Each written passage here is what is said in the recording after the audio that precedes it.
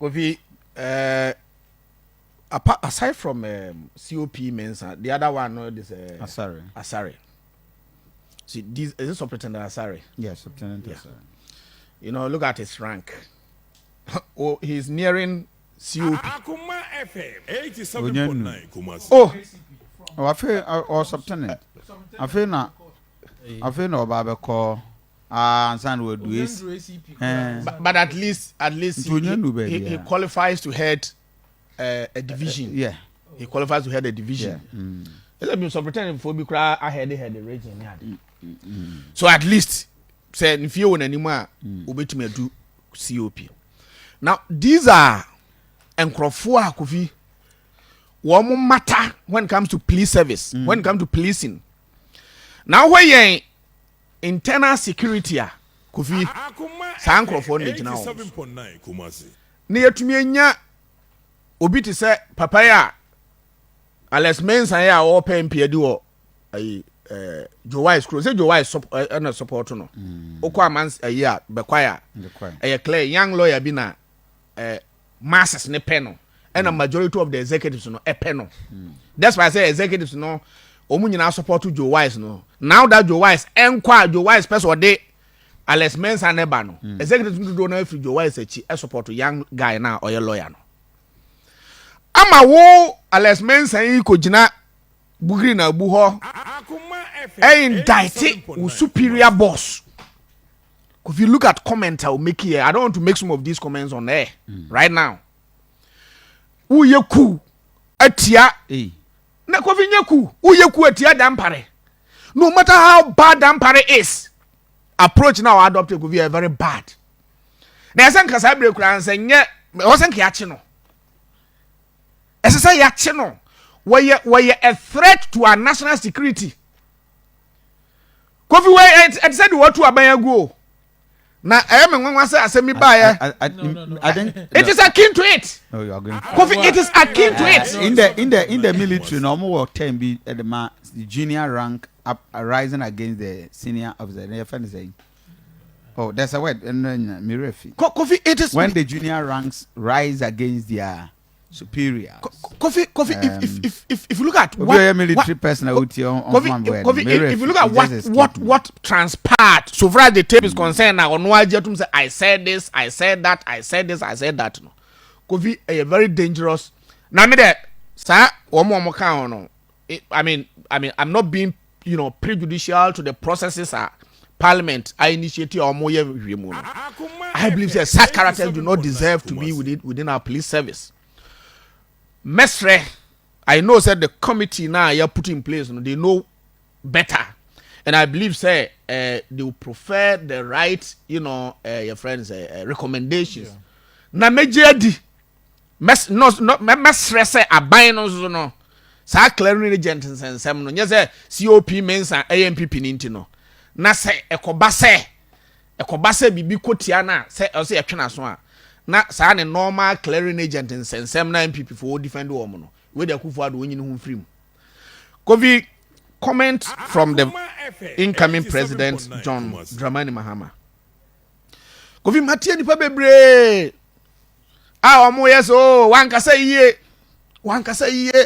iye. They are at liberty to say what they are saying say wan kasa iye. Na Kofi say yenka twene no yenka ni wachi a wo si agro ye de. Where there have been serious politicization of our institutions of state, independent institutions of state. Obekaya, Obi a woye communicator for the MPP. Ewo Bono region, Mechire Sunyane. A woye lecturer wo University of Energy and Natural Resources. Yeah. Our IT director for the region, national IT of the MPP, were a member. Ye fa papa no se onkoye electoral commission panyimfo ni bi. And this for raise issues, we wrote a letter to the Council of State. Council of State chairman unim krata otro was ye de ense odi nipa na ba ne ahwe se ni qualification no ne krata no qualifier so qualifying kwa na ya endozo. it was a very serious statement to have come from the Council of State. 87.9 Kumasi. Uttered by Jabehne. Say, me Opoku Mensah metiwe. Ye hwe me nkrata na me qualifier. Ye hwe other things, other political leanings. Me hwe me suba ye hwe krata papa no troba che say ye hwe won krata na qualifier near rubber stamp. That this is coming from the Council of State. Amana institution of state Akufo-Addo apoliticize this institution of state. Where Akufo-Addo buy enkwano. Court of Appeal judges are appointed 31. I can give you all the list. 31 from Justice Alex Opoku, Achampon, Justice Amma Abuakwa Gezi, Antonio Pon, Angela Mensah Homia, Jennifer Edodu, Janapari Bates Kojo, Sophia Rosetta Benasco Esa, Sabesi, Professor Olivia Nku, Chede, Dr. Eneso Uzuda Pa, 31 a day, Akufo-Addo a day. Kofi, you're Supreme Court.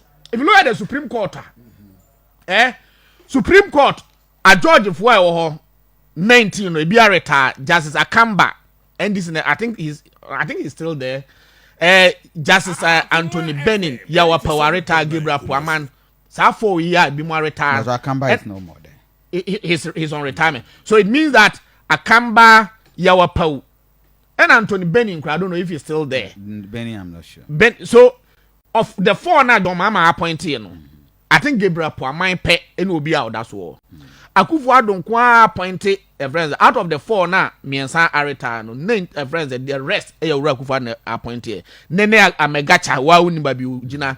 Agnes Doje, Nia Shikote, Samuel Mafo Sound, Mariam Ousu, Avril Lovelace Johnson, Gertrude Tokono, Isifu Omoro Tanku, Amadou Clemens Honyonoga, wako retirement nanzia, Henrietta Mensah Bonsu, Yone Kolendi, Barbara Francis Akayensu, Samuel Kwame Adibu Asiedu, George Kingsley Kumsin, NSGU crowd no a parliamentary candidate for MPP. Yone Kolendi, he's a protege of Nana Akufo-Addo, one at training as lawyer.